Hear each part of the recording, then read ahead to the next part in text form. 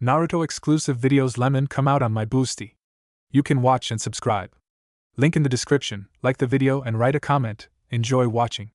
Description: who knew that meeting one of the Uzumaki representatives would be fraught with such global sad consequences that would change your world and worldview? Sad, melancholy, bitter, joyful, bright? What should I feel now? Which emotions should I give preference to? It is not clear. Start all over again? Easy. If only it were that easy. But when did difficulties ever stop Uzumaki Naruto, who never loses heart? Never. Forward, Kurama, we will show everyone yet. Chapter 13.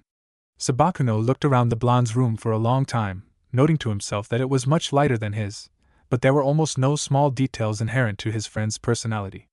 The boy also noted the forgotten cane and crutches, forlornly hiding in the corner.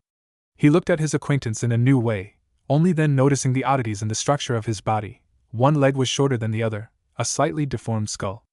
When Naruto walked, he limped heavily and winced, as if in pain. Looking more closely, the sandy one realized that his friend really suffered from pain when moving. How come I didn't notice this before?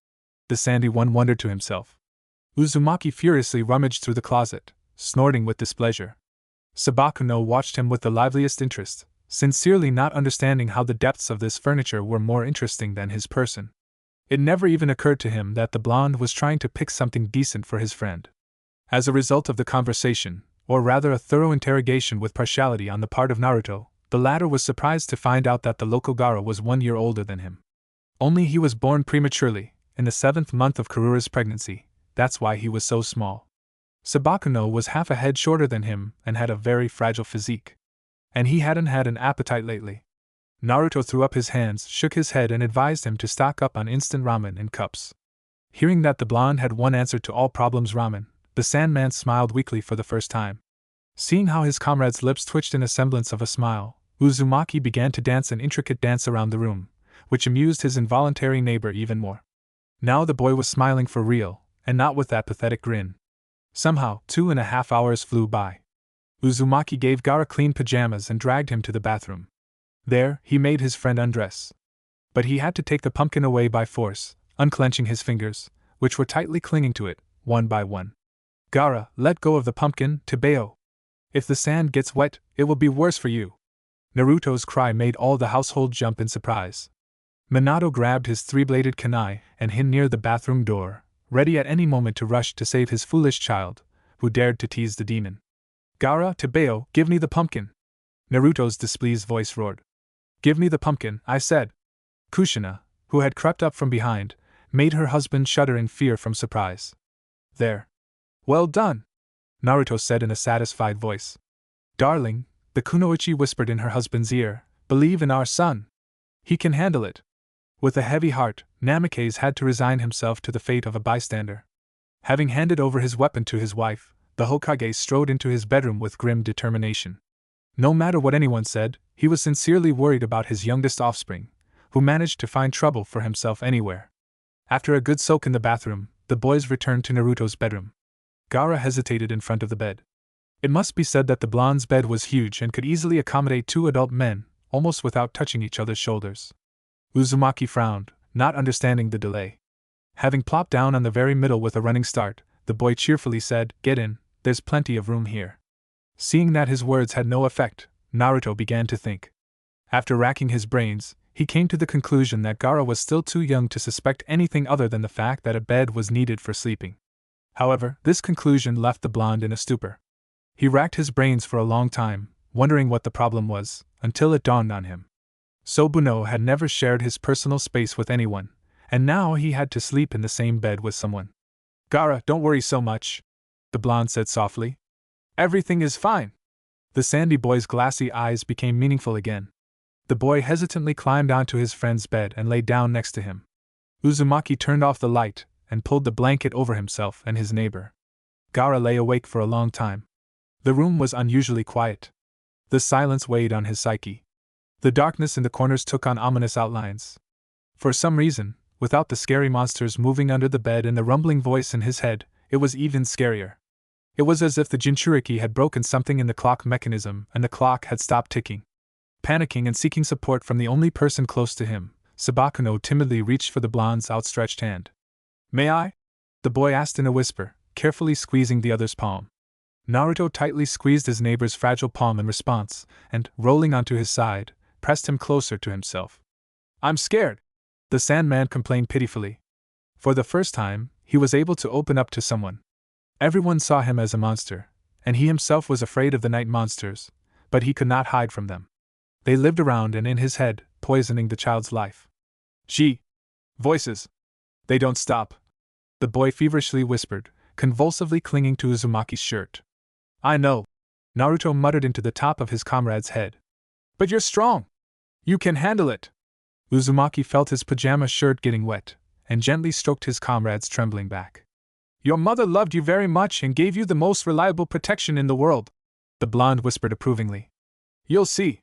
She will always protect you. You have nothing to be afraid of. He, too, had been terribly lonely and scared in an empty apartment in his native Konoha when he was little, but there was no one he could hide in his chest and forget about all his problems. Quietly sobbing for the last time, the Jinchuriki of the One-Tailed relaxed and fell into a deep, sound sleep for the first time in many years. The pumpkin leaning against the nightstand moved weakly. With a quiet creak, the lid that held the sand turned out. The tip of a tongue, like a snake's, stuck out of the pumpkin, listened to the blonde's words for a bit, and disappeared back, sealing the entrance behind it. Naruto opened his eyes and looked around. He was in an endless desert. It was light and hot, and not a hint of wind, water or green foliage. The blonde leaned back and bumped into something soft. He turned around abruptly and saw Kurama. The fox was sleeping.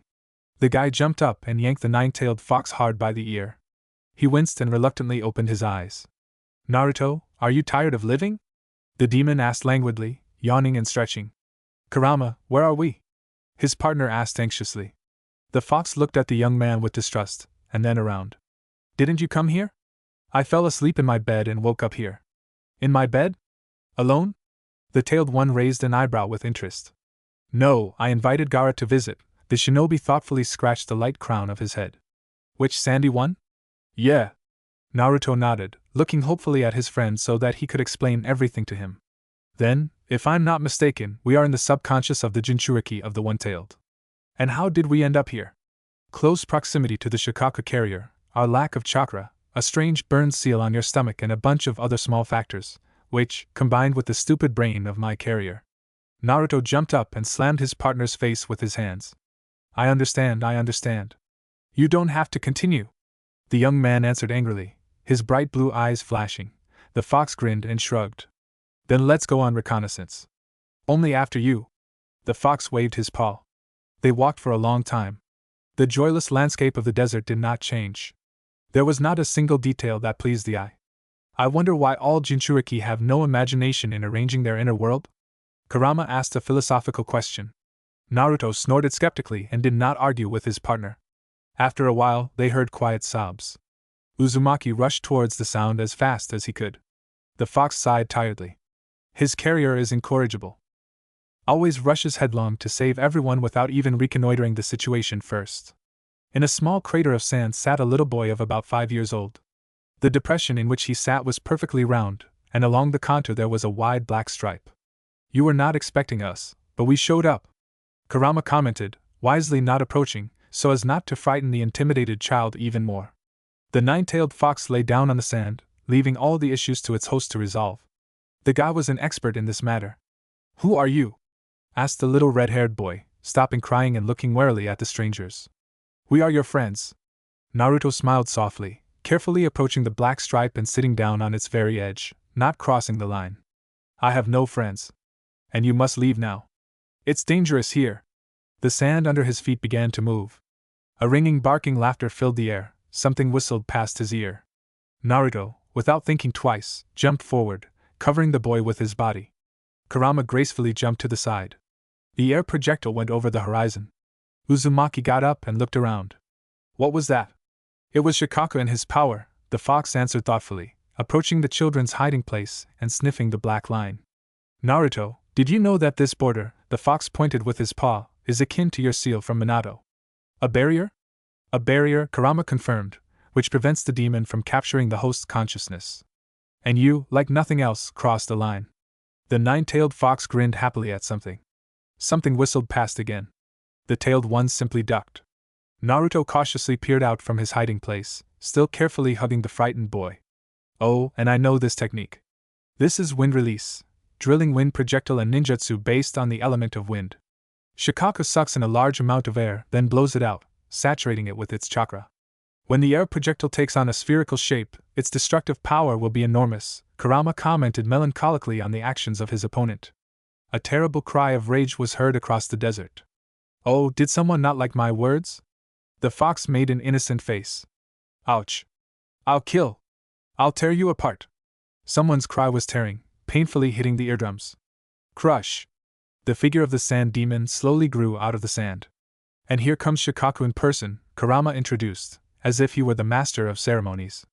Uzumaki suddenly giggled at the sight of the sly red muzzle and the living picture in his mind. What can you do? He always had a rich imagination. I'll kill. Death. Death to all. Shikaku roared and swayed from side to side. Give me blood.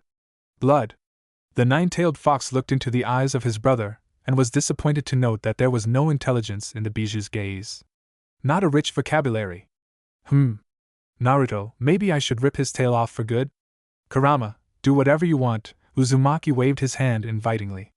The fox made seals with his paws and drew several symbols in the sand with his tails. The blonde watched this in surprise, as it was the first time he had seen Kurama do this. The nine-tailed fox quietly said something and rushed at his opponent. A cloud of sand rose, reducing his vision to zero.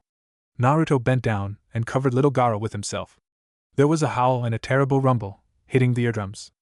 Uzumaki only had enough strength to close his own eyes and cover the child's ears, hiding his face on his chest. The ground under his feet was shaking, so he had to sit down, leaning on his knees. It seemed as if a sandstorm was raging around. It was unknown how long it all lasted, but soon everything died down.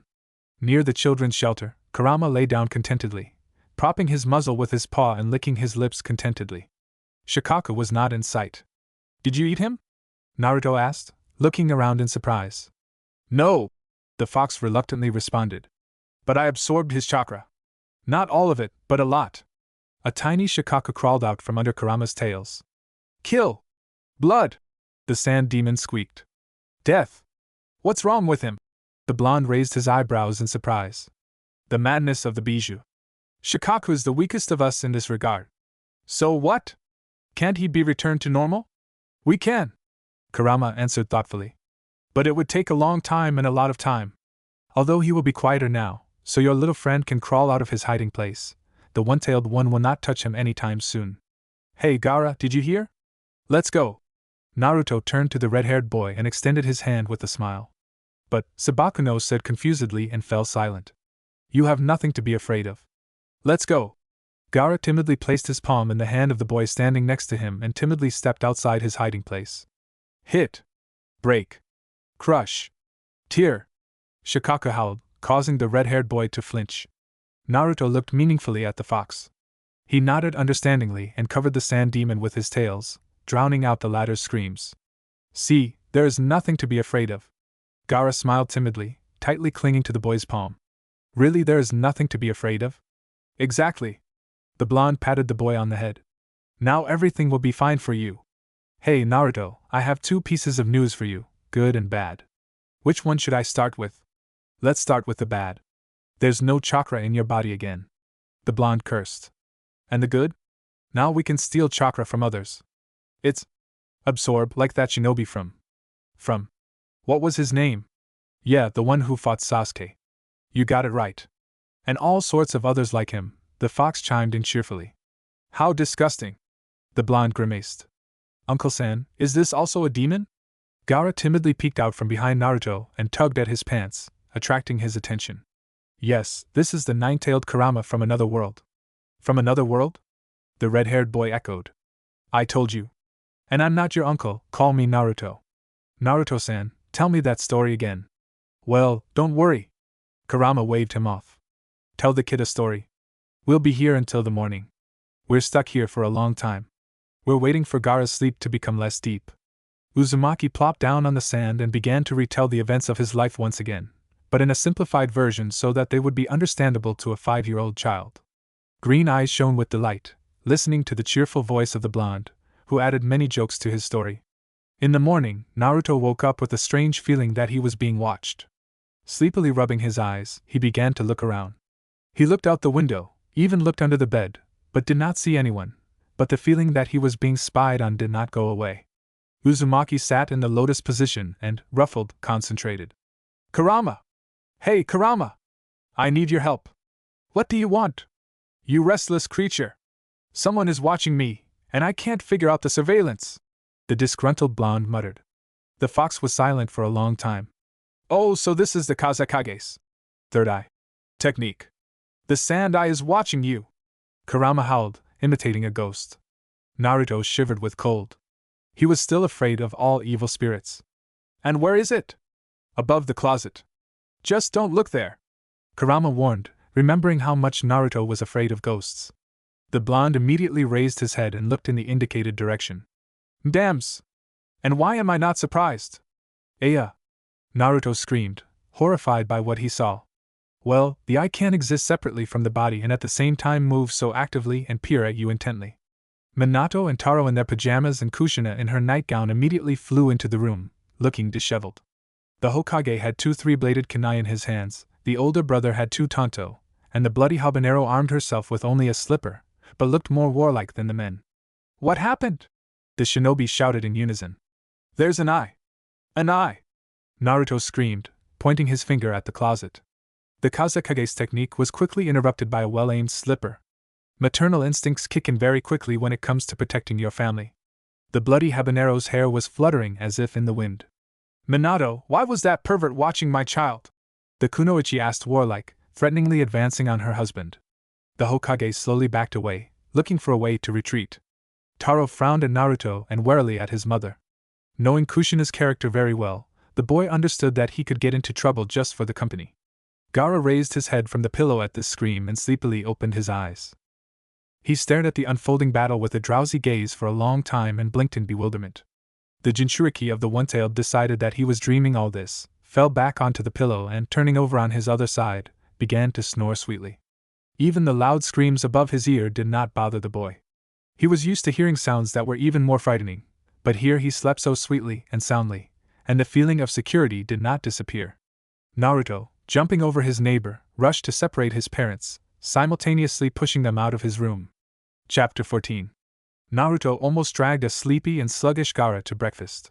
The boy had never slept so much in a day in his life. Kushina cooed affectionately over her family, filling the table with deliciously smelling food. Sandy was sadly picking at his plate, nodding off slightly, until a woman passing by patted him affectionately on the top of his head.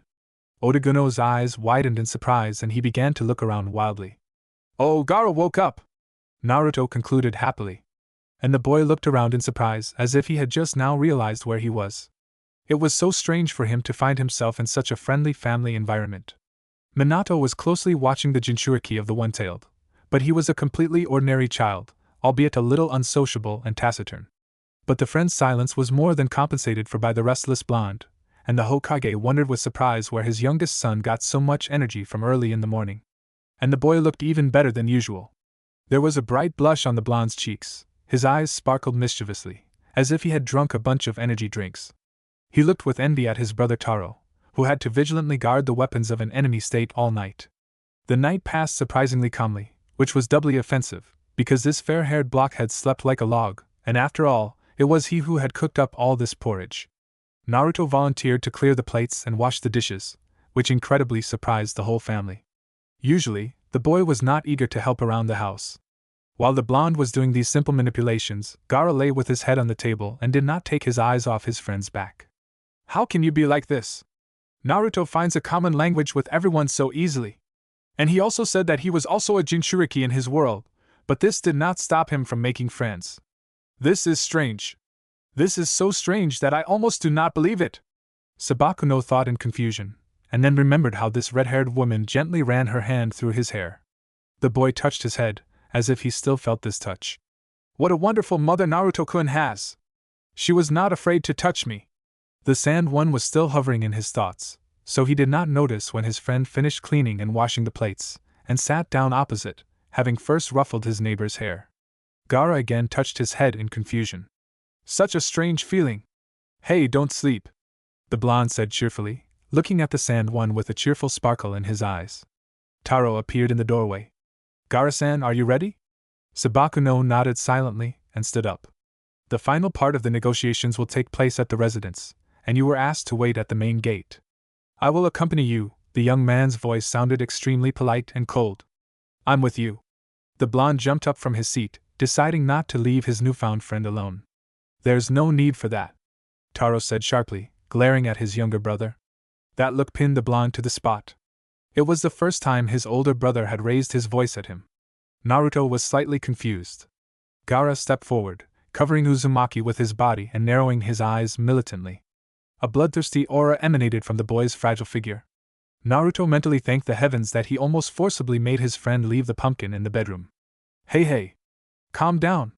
The fair-haired boy jumped out in front of the Jinchuriki and waving his arms, attracting his brother's attention. What's so bad about me walking with you? It's more fun in company. The blonde laughed tensely. Taro chuckled and stepped back. I'll wait for you both outside, the shinobi said and left. Uzumaki breathed a sigh of relief. Turning his head, Naruto smiled encouragingly at his friend, who still seemed threatening. His green eyes clouded slightly. Kurama, you said you absorbed Shikaku's chakra. Well, I didn't absorb all the chakra, only a small part, so that the one-tailed one wouldn't tear you apart. But his madness gives him new strength and chakra is produced anew. So it turns out that we haven't moved forward? No, well, there is some progress. Our little one doesn't tear anyone apart on the spot. And remember how much he loves it. Kurama laughed. Naruto inappropriately remembered that his nine-tailed friend was still a demon and simple human values were not always interesting to him. Hey! Gaara, take it easy. It's me, Naruto. The Jinchuriki's gaze cleared. He blinked his eyes in confusion, looked around, and frowned slightly. Apparently, he was assessing the situation. Uzumaki, without wasting time, grabbed the redhead by the hand and dragged him into the room. Grabbing the pumpkin, the guys rolled out into the street. The procession of 3 people reached the central gate of Konoha in complete silence. Kamizuki Izumo and Higain Kotetsu, the eternal guards protecting the main entrance, and the barrier of Kanehage no Sato, were in place. Uzumaki waved to them in a friendly manner, glad that at least here there were no cardinal differences between their worlds. Izumo waved back. Kotetsu measured the blonde with a disdainful look and demonstratively turned away. Naruto was taken aback. He was still having a hard time getting used to such an attitude. Gaara thoughtfully studied the pattern on the wooden doors, lost in thought. Taro methodically twirled a kunai in his hand. Uzumaki was stamping his feet and didn't know what to do with himself, but for some reason he was nervous. The guy didn't like the tense atmosphere around them, but he couldn't think of a way to fix it either. Spitting on the matter, the boy stepped aside and sat down in the shade of a large tree, leaning his back against it. Kurama, I was wondering if they could somehow detect that we stole Shikaku's chakra? No. I didn't take that much. And why? What exactly? Why didn't they take enough, or why couldn't they detect it? Both. There's too little space in your chakra center. By absorbing chakra, I will increase in size. Do you want to be torn apart from the inside? No. The blonde shook his head desperately from the image that appeared before his eyes. The answer to the second question follows from this. And if there is too much chakra? It would be cool if you could do it, but it's not your option. Chakra doesn't stay in your body. It'll just slip through your fingers. Naruto and Kurama discussed the possibilities of retaining chakra for some time, but they couldn't find any real solution. Uzumaki shuddered when both Kage and their escorts appeared in front of the gate. He was too carried away by the argument with Kurama. Then came the ceremonial farewell, polite veiled promises. Naruto couldn't stand all this political red tape, since it was completely saturated with falsehood. When it was time for the Sandman to set off, Gaara slowly approached the blonde standing to the side and timidly extended his hand. This time Naruto didn't slow down, but immediately responded with a firm handshake. The red-haired boy's lips twitched in a weak semblance of a smile. The Suna shinobi watched this with distrust. The mad demon recognized someone. When the guests had moved a decent distance away, Minato turned a stern look at his youngest son. Naruto, for disobeying my request, you will sit under house arrest for a whole month. Is that clear? Uzumaki tried for a long time to remember what he had broken. The Hokage did not like the prolonged pause and raised his voice slightly. Do you understand? The blonde nodded. Apparently, he really had broken something. Then you go to your room right now and don't come out until I give you permission. Is that clear? Naruto sighed heavily and hung his head. I see, The boy responded sadly and slowly walked home, terribly upset by the world's injustice. Having entered his room and suffered from idleness for 2 hours, Naruto got bored. The thirst for activity took its toll. The itch in his butt wouldn't let him sit still. Kurama, let's look for something interesting in father's office. Uzumaki suddenly flared up with a new idea. It seems like you were ordered to sit in your room and not stick your nose out of it without permission. Kurama noted, chuckling meaningfully. This is incredibly boring. And I can't sit still, the blonde said, jumping up and down on the bed. The nine-tailed fox laughed. If 5 countries couldn't keep its carrier in a specially created shelter, then what can we say now? Let's go! After all, adventurism was inherent in both of them. In front of the door to his father's office, Naruto froze and looked with interest. Kurama, do you see? Aha! How many seals and barriers are there? The fox whistled. Can you help with this? Wait a minute. The Uzumaki did their best. What? Blockhead. Study history instead. Or better yet, go study in your own Uzumaki clan, learn Fuinjutsu. Sealing and barrier techniques? The blonde drawled thoughtfully. Aha! And I'll just try to get in. Fool! Kurama commented good-naturedly. The symbols on the doors lit up faintly when the fair-haired boy crossed the threshold, and immediately went out, recognizing his own blood. Surely Kushina did, since they let you in so easily. The fox voiced his thoughts. Or maybe I often climbed in here as a child. This is my father's sacred office, where children are not allowed to go. And as you know, forbidden fruit is sweet. Wow! What knowledge! But the idea is sensible. And so 3 generations of children tried to take Minato's office by storm, so the mothers of these stupid and restless creatures had to soften the barrier so that the children would not suffer. Reasonable. What a wise woman! I don't see anything interesting. Uzumaki sighed in disappointment. Oh, the scroll of summoning toads! Naruto exclaimed joyfully, rushing to the familiar object. Having barely opened the scroll and already biting his finger, Naruto froze, stopped by Kurama's mocking voice. Stop! Put it back! Why? Summoning toads is cool, the blonde asked, puzzled, but lowered his hand. Because you're an idiot. Should I explain the reason to you? Then say please. Kurama sneered. Please! Please, my dear Kurama! Please, my dear Kurama! Naruto repeated obediently, becoming more and more perplexed at what the demon wanted from him. So, if you don't want to be left without a summon at all, put the scroll back. Kurama, can you explain it more simply? In short, you will always have too little chakra. During a battle, you won't be able to summon anyone stronger than a simple tadpole. Forget about toads. But, Naruto, an ominous voice came from behind him, what did you forget in my office? Uzumaki mentally groaned. He hadn't thought about the alarm. And the famous yellow lightning technique allowed Yondaime to appear at any time in any point in space where a special seal was placed. Naruto slowly turned and met his father's gaze. The older blonde's eyes were blazing with anger and irritation, and his whole appearance promised his son all the circles of hell right there on the spot. Chapter 15. Naruto lay on the bed and suppressed angry tears. In his mind he understood that in this world he was still a powerless 9-year-old child, but in his soul he was oh so offended. And it seemed like he got what he deserved.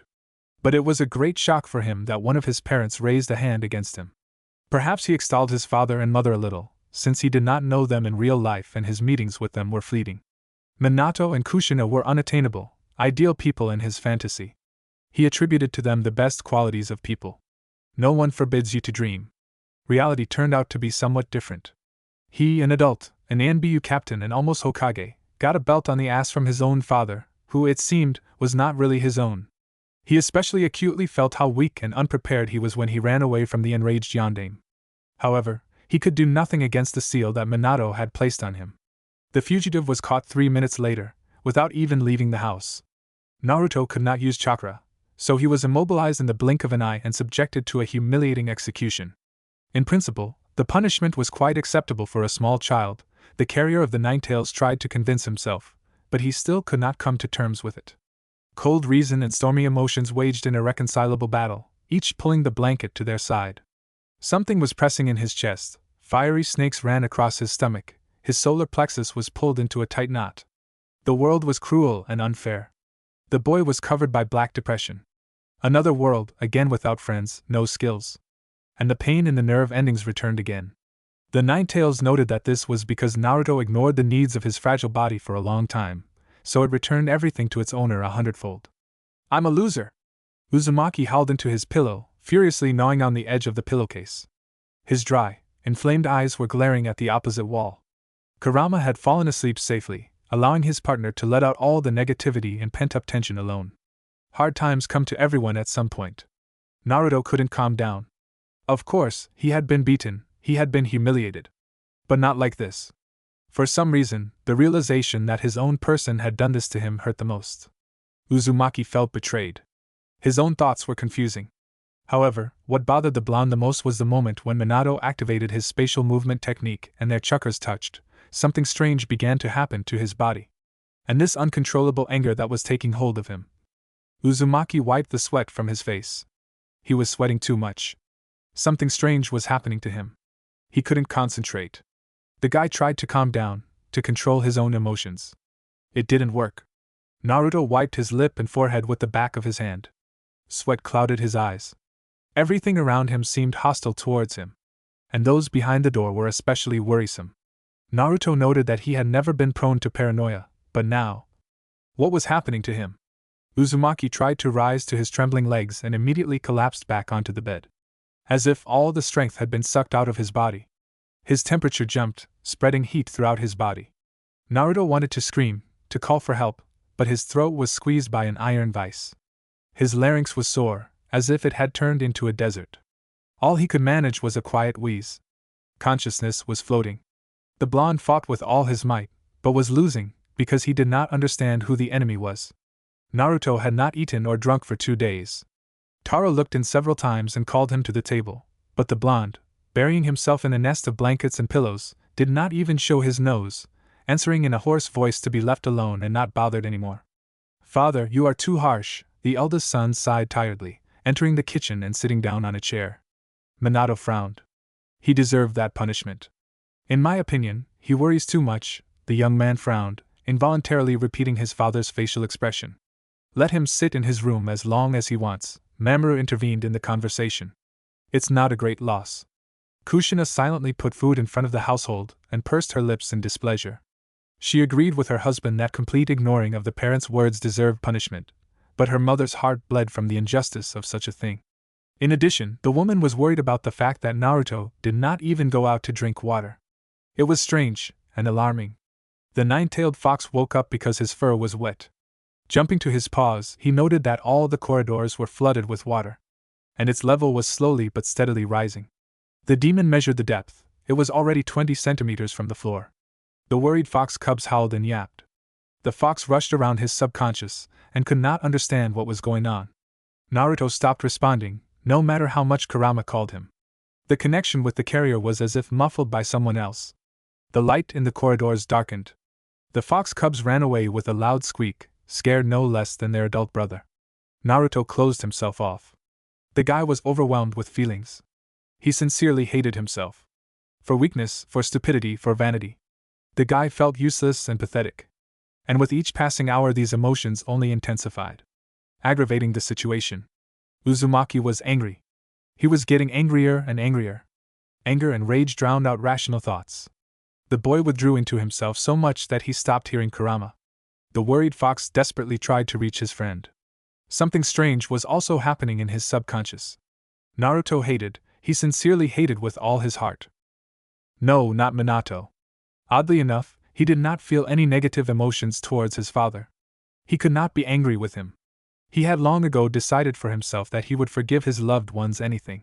Even if they disowned him, even if they stopped loving him, even if they no longer needed him, Naruto would never stop loving them in return. Uzumaki acutely felt that the reason lay only in him. It was his fault that this had happened. He and only he. He himself was not worthy of their love. He himself was to blame for losing everything. Now it was becoming clear why Minato and his older brothers treated him so coldly.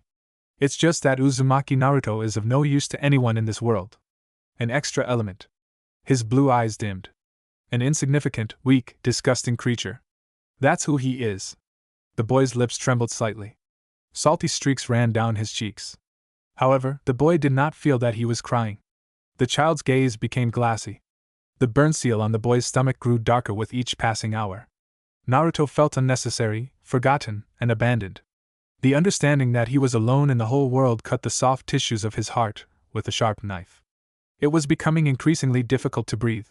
A sharp pain pierced his stomach. Uzumaki curled up into a fetal position and fell silent. The sinuous lines of the burn became dark brown, almost black, drawing an intricate pattern of a demonic seal. Kushina, who was leaving the store with a bag of groceries, suddenly grabbed her stomach, dropping the bag. The kunoichi's eyes darkened. Clenching her teeth, the woman, courageously overcoming herself, hurried towards the Uzumaki district. As a Jinchuriki, she felt that the Kyuubi was trying to break free. Something was pressing on the seal, weakening its effect. The unconscious Uzumaki was caught by her relatives who had arrived in time, sensing something was wrong with the seal that bound the nine-tailed demon. Demonic chakra was slightly smoking above Kushina's body. The seal with. The kunoichi did not hear what happened next, plunging into darkness. 3 days later, an unusually silent Naruto came out for breakfast. Uzumaki was listlessly picking at his plate. The younger blonde swallowed a couple of pancakes with difficulty, but the third pancake became a lump in his throat. The boy hurried to wash it down with juice, almost choking. He thanked him for the food in a lifeless voice and returned to his room. The child diligently cleaned up the room, carefully made the bed and sat on a chair by the window, looking into the distance with an absent gaze. Minato sat frowning and furiously sawing at the plate, not noticing that he had cut a piece of bacon a long time ago. The old Naruto was back again. He became as quiet, silent and sad as before. Only for some reason this did not please him. At all. For some reason it was painful to see his son in his previous state. The empty gaze of the younger blonde no longer glowed with enthusiasm and zeal to move mountains. It was as if it had gone out. The man desperately did not want to be the one who blew out the fire of life in his son. Taro looked after his brother with confusion and fiercely chewed his lips. The young man jumped up, took one step towards the stairs to the second floor, but stopped just as abruptly. Casting a stern glance at his father, the young warrior frowned and resolutely left the house. The Hokage was struck by a sharp feeling of guilt. It seemed that he had violated something in their family idol. And even Mamoru was no longer happy with such behavior of the younger one. Only from the guy's face it was clear that he still had not finally decided for himself how to feel about this. Minato, consumed by conflicting feelings, looked into his son's room. The child's bedroom had lost its colors again. In the days of liveliness, Naruto managed to make such a mess in the room that his parents were even surprised. Things were scattered everywhere, the bed was never made. Now everything was perfectly tidied. The boy sat by the window and looked into the space in front of him, sitting half-turned to the exit. Naruto, the Hokage spoke, slightly clearing his throat, I thought about it and decided to cancel your punishment. You can leave the house now. The boy glanced at his father with an indifferent gaze and slightly bowed his head as a sign that he understood. I remember that I am punished, the boy said dryly, his face not reflecting a single emotion, and I will serve out the entire punishment to the end. Naruto, the man was confused. After clinical death, his son changed dramatically and something in his gaze made Minato proud of his offspring. However, Namikaze did not know how to find a common language with a small hurricane. Now this light went out. It was like an empty shell in front of him. Then go out for a walk in the garden.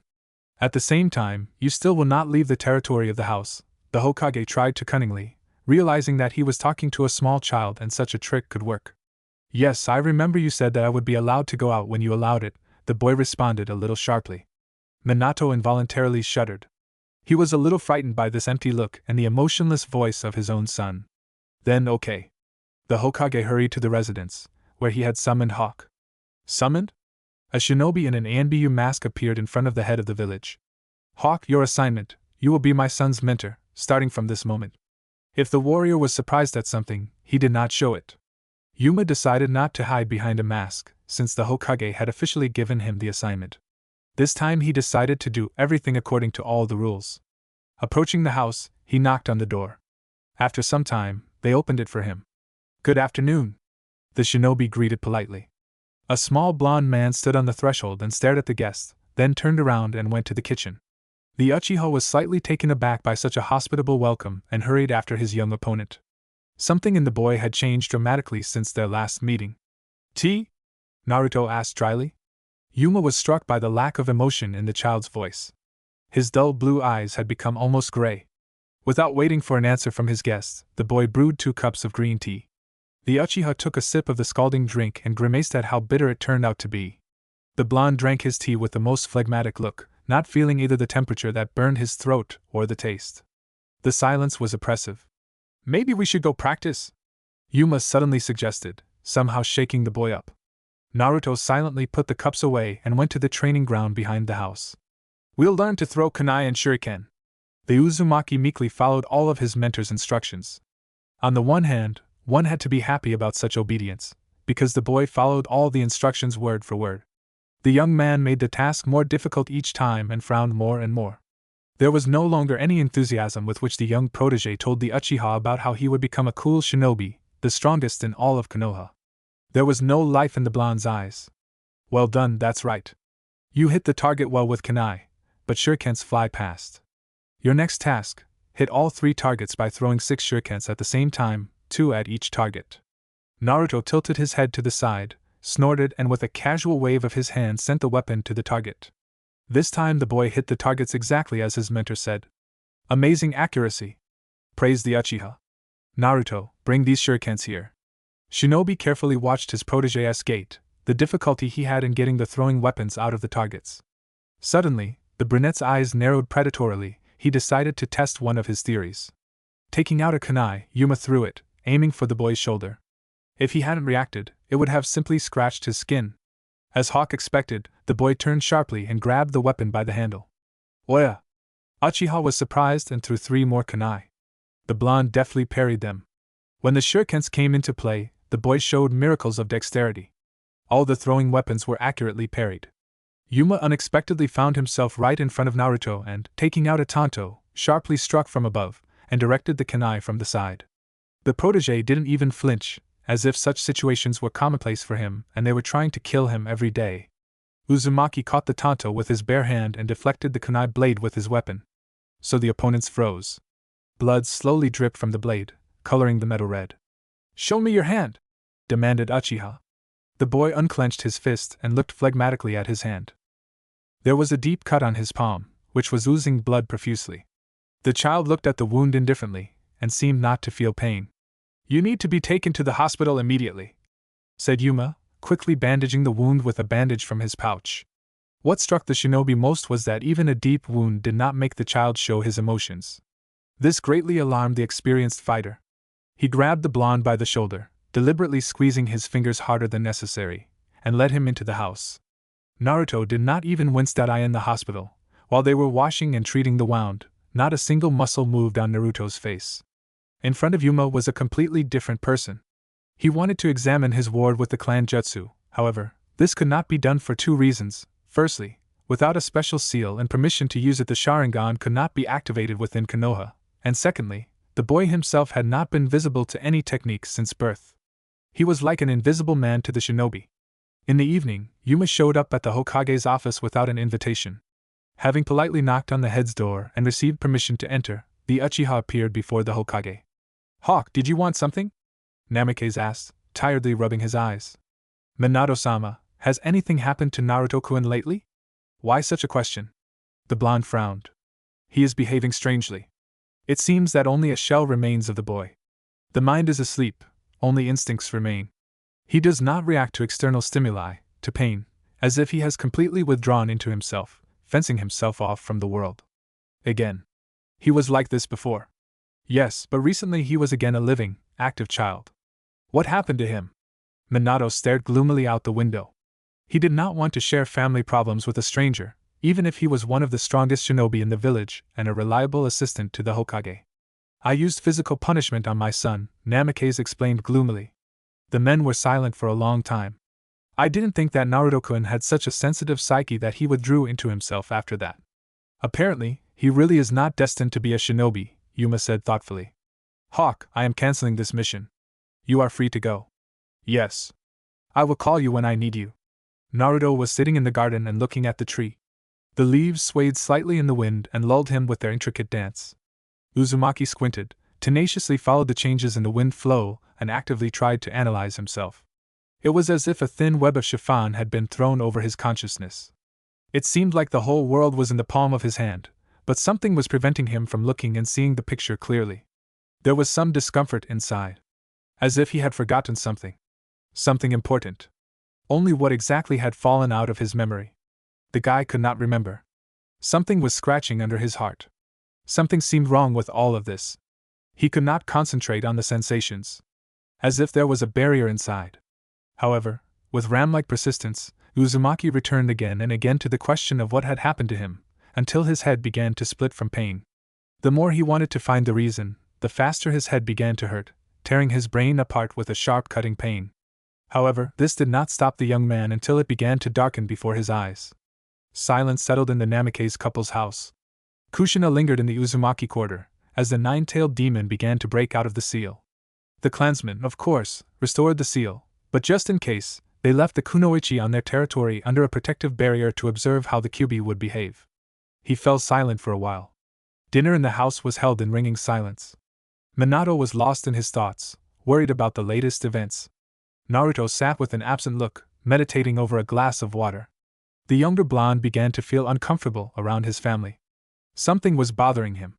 However, a dull pain in his head did not allow him to think the thought through to the end. The eldest son took over the cooking.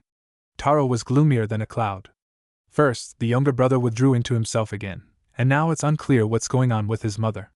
At least the Uzumaki can keep an eye on her. With these comrades, even the most terrible demon will become more humble than a lamb. Mamoru sat frowning. He dreamed that his younger brother would become quiet again, and that all the attention of his parents and Taro would go to him again. His wish came true. But for some reason, it didn't bring him any joy. To be honest, he liked his lively and active brother much more. Although Naruto was noisy, he exuded such energy that he himself wanted to rush somewhere and do something. The red-haired boy convulsively chewed his lower lip and frowned. He couldn't understand why, but inside he was gnawing at a feeling of guilt. As if it was his fault that what happened. Because he wished so much. So fate tried. Only somehow perverted. It was not for nothing that the people said, "Be careful what you wish for, it can come true." "I'm full," Mamoru shouted. Getting up, the boy deliberately pushed his younger brother's chair with all his might. He didn't even bat an eyelash in response. Naruto's complete disregard infuriated the teenager even more. It would have been better if he had yelled at him, or thrown his fists at him in response than like this. Then his soul would have been at peace, but now it was as if cats were tearing his guts apart. Sickening and disgusting. What kind of stupid feelings are these? "Dad, what's the news at the border?" Taro asked, somehow filling this heavy silence. "Nothing's happening at the border," Minato answered calmly, turning his gaze to his eldest son. The man nodded to his interlocutor, understanding his intentions and silently thanking him. "Thanks for the food," Naruto said in an emotionless voice and silently went to his room. The shinobi remaining in the kitchen saw the boy off with a thoughtful look. It's better for him to do something naughty again than like this. There was undisguised bitterness in Taro's voice. Despite everything, he still loved his little brother, even if he didn't always show it. Entering his room, Naruto grabbed his heart, which was painfully squeezed inside. "This is all wrong! It shouldn't be like this!" A crazy thought was beating in his head. Uzumaki punched the wall with all his might, breaking his knuckles, and then stupidly looked at the blood that appeared. Having reached the table and obeying only instincts, the boy gave himself first aid. Now both hands were in bandages. But the strange thing is he didn't feel any pain at all. A week in the Namikaze family flew by in some kind of depressive mood. No one talked to anyone. By and large, everyone tried to spend time on some extraneous things, loading themselves with work and giving their all in training. Naruto wandered around like a ghost, looking at Konoha with indifference and desperately trying to remember something. However, his memory slipped away, and instead, his headache returned. To at least bring himself to his senses a little, Naruto began to come to the training ground. Somehow he knew that this had helped him before. He no longer had a mentor, so he had to cope on his own. The blonde loaded his body until all his muscles hung from fatigue, and his head became completely empty. On legs trembling from overexertion, he returned home. This time, as soon as the boy crossed the threshold, he was squeezed into a tight embrace and a contented voice proclaimed, "Naruto, tomorrow you are going to the academy." Uzumaki slowly raised his head, looked closely at his father, and nodded. Nothing changed on his indifferent face. Minato pursed his lips and hugged his son tighter. What did he do wrong? This was his child's cherished dream, but he didn't see a drop of joy in the boy's dull eyes. Chapter 16. Naruto looked absent-mindedly at his classmates and the classroom. It all seemed familiar to him, but he couldn't remember where it came from. His memory was slipping away like water through his fingers. The people around him were looking at him strangely. Their gaze was a mixture of pity and contempt. Naruto didn't know what he should feel. His fingers clutched the t-shirt on his chest. There was something important connected to this place and these people. Uzumaki shook his head, frowned, trying to remember. His brain seemed to be heating up white-hot, trying to get at least a piece of information out of the secret pockets of his memory. The teacher arrived and began his lecture. Naruto stared at the young man's face for a long time. He knew him for sure, but… Another memory lapse. Naruto-kun! Naruto-kun! The teacher called. Uzumaki was so lost in his thoughts, looking at the black-haired back of the head of the boy sitting in front of him, that he didn't immediately notice that he was being called. He was generally a little slow. Itachi-san, he can't hear you, giggled a blonde with a high ponytail and bright blue eyes. Ino-san, I can see that perfectly well without you, the teacher answered coldly. The Uchiha took aim and accurately sent the chalk into the forehead of the careless student. He had just appeared at the lecture and was already completely ignoring his elders, showing disrespect for the teacher.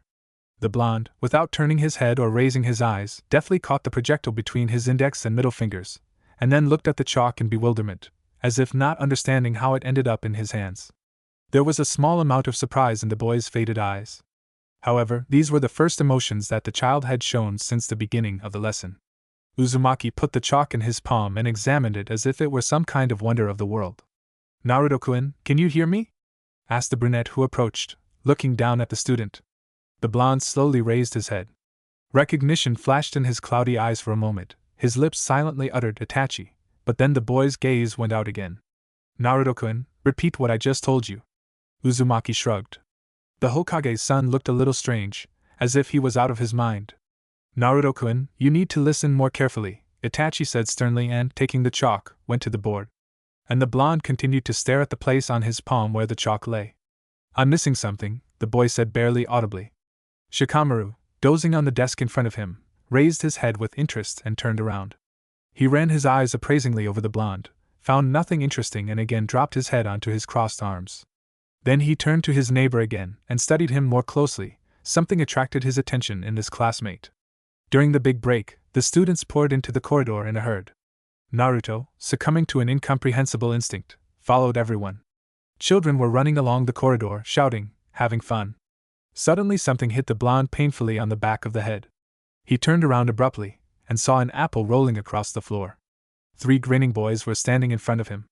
One was brown-haired, with red triangles on his cheeks, the second had purple hair and green eyes, the third boy had blue-black long hair, but there was a vertical pupil in his yellow irises. Freak, why did you come to the academy again? The yellow-eyed one hissed angrily. Kiba, maybe we should teach him a lesson? The boy with red triangles on his cheeks grinned predatorily. Uzumaki simply looked at them and did nothing. Kiba, what's wrong with him? The purple-haired boy tensed up, stopping throwing another apple into the air. How should I know? He snapped back, also perplexed. His classmate was acting strangely. He hadn't been particularly active before, but now he looked like a walking dead man, his glassy eyes sparkling. A chill ran down the teenager's spine. The blonde snorted barely audibly and, turning his back to them, went about his business. Daiki, teach him a lesson? Kiba growled. You. The offender couldn't stand it and threw an apple at the retreating blonde's back with all his might. Naruto smoothly moved to the side, intercepted the flying projectile and took a big bite out of it. A faint semblance of a smile appeared on the boy's lips. Uzumaki thoughtfully chewed the apple and looked ahead with a glassy gaze. This has happened before? He muttered quietly. His words were heard again by Nara, who was dozing on the windowsill. Shaking his head, he followed the blonde with a thoughtful look. This classmate was definitely worth his attention. And the way he caught the apple thrown at his back spoke of his good combat training. The history lesson went smoothly. The teacher was the sweet and calm Yumino Irika. This teacher was enthusiastically telling the history of the shinobi world and did not pay attention to the fact that some students were openly sleeping in his class. At first, Uzumaki terrorized the spider crawling in the corner of the classroom with his gaze, but then he heard a familiar name, perked up and began to listen carefully to the teacher's words. It seemed to him that something this Chunin was saying was somehow directly connected to his memory. However, no matter how hard the boy strained his brain, he could not remember anything. After that, there was practice in practicing combat techniques. All the students were lined up and a roll call was held. The teacher of this subject was Mizuki. A Chunin-level shinobi with lilac hair and a sly smile. He put everyone in pairs and ordered them to practice techniques for 15 minutes. Naruto's partner was a pretty brunette with red eyes. Her name was Anzu. The girl attacked her classmate, practicing the techniques indicated. Naruto parried all the blows without straining himself. The young kunoichi began to get angry. This loser was already the weakest in the class, and he also began to skip the academy regularly.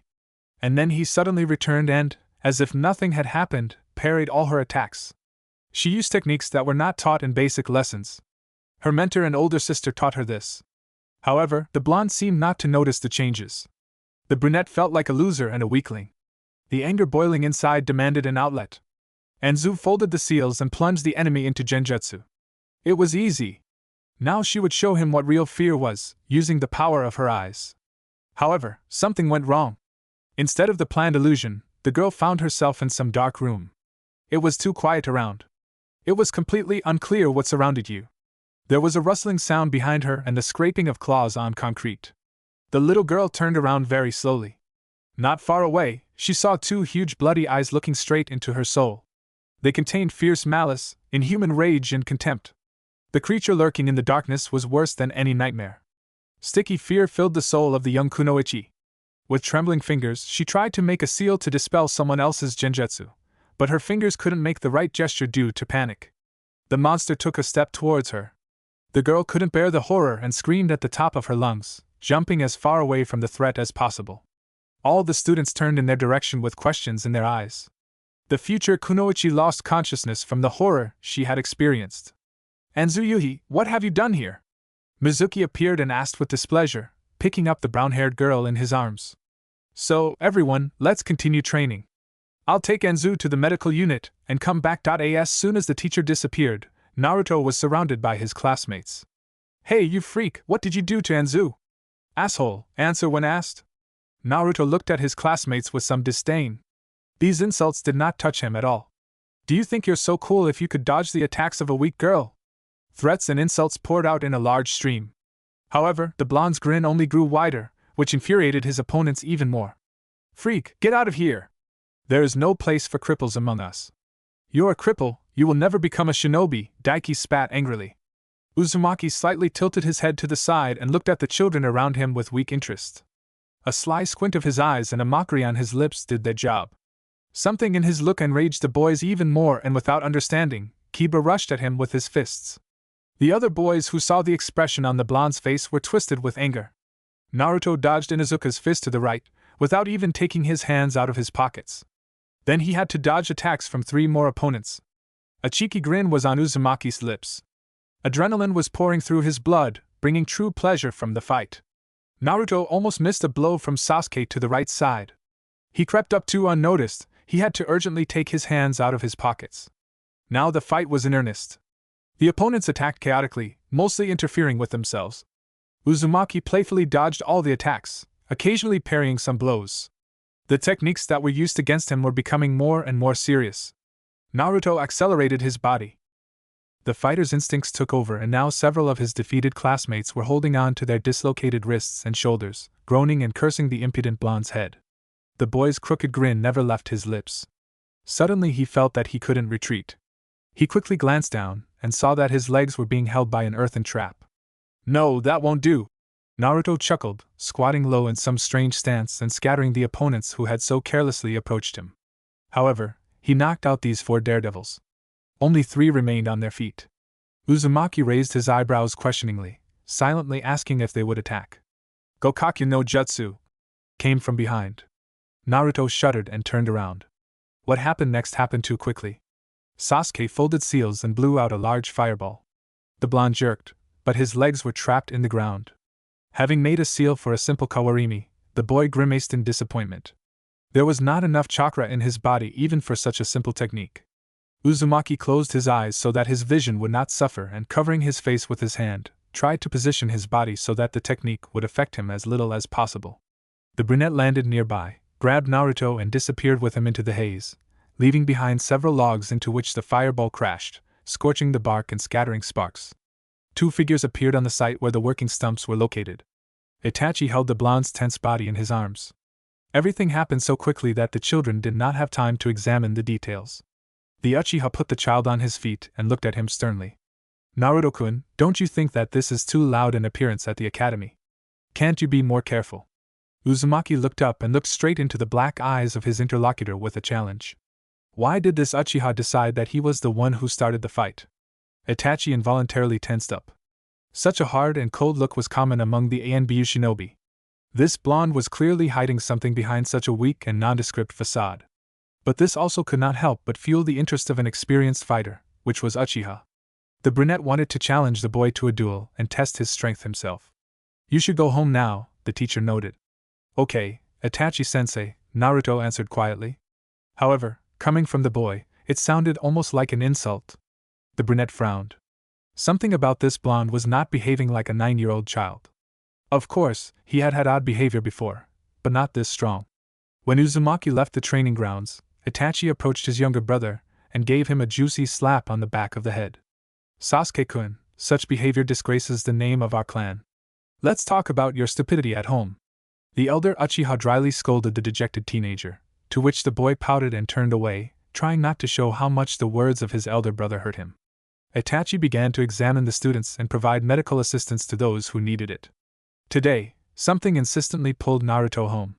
After wandering aimlessly around the house for some time, Uzumaki went to the training ground near the garden. There he warmed up for a long time and practiced his strikes. It was as if his body itself knew what to do. He remembered what his mentor had said. Taking shurikens in his hands, the blonde began to practice the same technique until the number of stars that hit the target was equal to 5. Everyone lay in a straight line vertically on all 3 pillars. Suddenly, the boy's body was twisted by a spasm. Naruto fell to his knees and cowered, then raised his hands and stared at them incredulously. There were sharp claws on the tips of his fingers. Running his tongue over his teeth, he felt how the upper incisors had lengthened greatly. A low growl was heard behind him. Uzumaki slowly turned around. A woman was walking towards him slowly, with a graceful gait, her red hair fluttering as if from a strong wind, and her eyes sparkling with red irises. Mama! The blonde squeezed out with difficulty, as if he had long forgotten how to speak. The words were difficult. Kushina's eyes burned with bloodlust. Tails began to appear from behind the woman's back one by one. Naruto felt an irrational fear. This feeling was as if it was not his, but it made him come to his senses. The boy's fangs and claws disappeared. He began to slowly back away. The kunoichi approached slowly, a predatory smile stretching her bright red lips into a bloodthirsty grin. The blonde leaned his back against the trunk of a tree that had suddenly grown in his path, and stared into the eyes of his death. He knew the outcome of this meeting. Someone's quiet and ominous whisper sounded in his ears. My body, just give up, resign yourself, die. The boy shook his head, driving away the obsession. Something inside him did not allow him to succumb to panic. However, his clouded mind did not allow him to clearly assess the situation. Kushina reached her son and gently ran a long claw across his cheek. This body should belong to me, rumbled a low, growling voice that clearly did not belong to a human. The red eyes were filled with pure madness. A dark spot was growing on the Jinchuriki's stomach. From under the long t-shirt covering her hips, black viscous blood flowed, soaking the kunoichi's pants. I've been preparing it for so long. It's mine. For 9 long years I've been rebuilding it, breaking it and changing it for myself. You won't be able to resist my commands work in your mind. All your thoughts are subordinate to me. Resistance is useless. Surrender. Naruto tried to press himself harder into the tree, moving away from this touch as much as possible and staring into Kushina's eyes. He was desperately looking for something in them. It was vitally important for him to find this something. The kunoichi's sharp claws scratched the skin of his cheek until it bled, causing the boy to flinch. The fiery chakra that covered the woman's hands scorched the delicate skin. Get out of this body! The demon growled. It belongs to me. Dark lines ran across the boy's body, spreading from the seal on his stomach. Naruto let out a groan of pain through his tightly clenched jaws. It felt like the veins were tearing and bursting, and his skin was trying to turn inside out.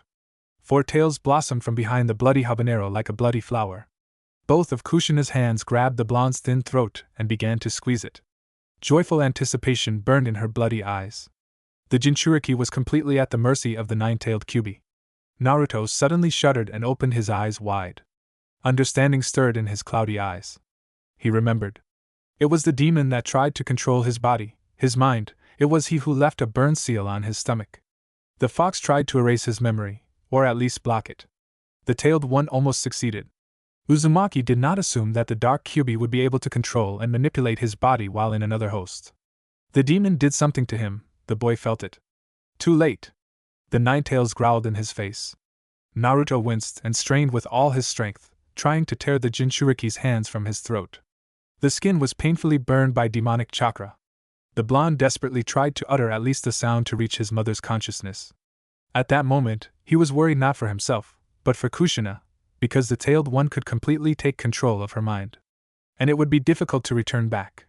Naruto desperately resisted, however, the forces were not equal. The boy's face had already turned blue from lack of oxygen, his fingers convulsively scratched the hands holding him. The blonde let out a hoarse breath, his blue eyes rolled back, his hands fell limply. At that moment, the fighters from the Uzumaki clan arrived, sensing that the demon had broken free. They managed to loosen Kushina's tenacious grip. As soon as the stranger's hands left the boy's throat, he suddenly opened his eyes and gasped, looking at her with a completely meaningful look. "Mom! Mom!" The child desperately called, trying to attract the attention of the raging bloody habanero, which 5 experienced jonin were trying to restrain. The kunoichi's red eyes glowed with madness, a hoarse growl burst from her throat, her breath came out of her mouth as steam, since the temperature of the surrounding air was much lower. 2 fighters were thrown back by a powerful blow from the demonic tails. However, this short pause, which distracted the Jinchuriki, was enough for the elder Uzumaki with a white bandage on his sleeve to make a series of seals.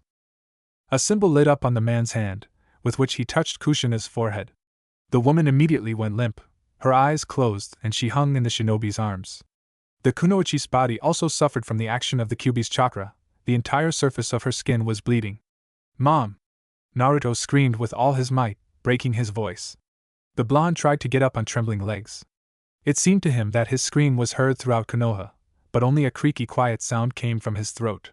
At that moment, the guide began to fall back, losing consciousness from the pain shock and the shock he had experienced. Minato picked up his son in his arms and painfully examined his wounds. It was already a miracle that with such wounds the boy could stand on his feet for so long.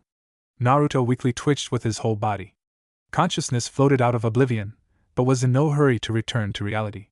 The body felt strange, as if in zero gravity. As if through a thick layer of cotton wool, distant voices were heard. "Quiet, my boy, quiet. You are safe," the man said softly. "Ishiyama-sensei show." Consciousness plunged into darkness. The body of a blond boy floated in a tall glass flask. The child's fragile body was wrapped in wires and sensors, an oxygen mask on his face. The doctor thoughtfully studied the readings and examined the patient. Naruto's body was badly burned by demonic chakra. The neck, stomach, and shoulders suffered the most. The skin on his throat was almost blackened, but as observers said, the child still managed to call for his mother after all this. And the medic was also haunted by the feeling that someone was trying to heal the boy from the inside. Although this was, in principle, impossible, however, the experienced warrior did not rule out such a possibility. It was a pity that it was unrealistic to check. The restorative solution stirred weakly. The man was amazed by the tenacity with which Uzumaki clung to life, and he was going to help the boy get out with all his might. The doctors did not hope that the boy would survive or even wake up, but Naruto refuted all forecasts and the laws of the universe. The patient came to consciousness several times. Only for short fractions of a second, but even then he tried to do something. The body involuntarily tensed, the hand reached towards the pouch with kunai, which was habitually attached to the right leg. 2 weeks had already passed. The burns from the demonic chakra had almost completely healed, but the skin on the boy's neck was still in a terrible state. Red, inflamed, with purple streaks. The staff drained the solution from the flask and, carefully disconnecting the sensors and wires, transferred the child's body to the table. There, they carefully treated the still-healed wounds, bandaged them, and then secured the body with belts and seals. The patient's breathing changed. His eyelids trembled and lifted. The blonde looked around with a cloudy gaze and concentrated on the doctor. He looked for a long time, trying to focus, then began to fidget with his body. Realizing that he was handcuffed hand and foot, he fell silent. "Hush, hush," the man said softly. "I understand that this is hard to do, but try to move as little as possible. And relax as much as possible." "Where am I?" the boy said with his lips alone. "Your home," the man answered affectionately, running his hand through the child's hair, trying to calm him down. The patient closed his eyes and tried to relax his body, But his lips twisted into a bitter, sarcastic smile. The doctor frowned. The patient had a completely unchildlike expression on his face.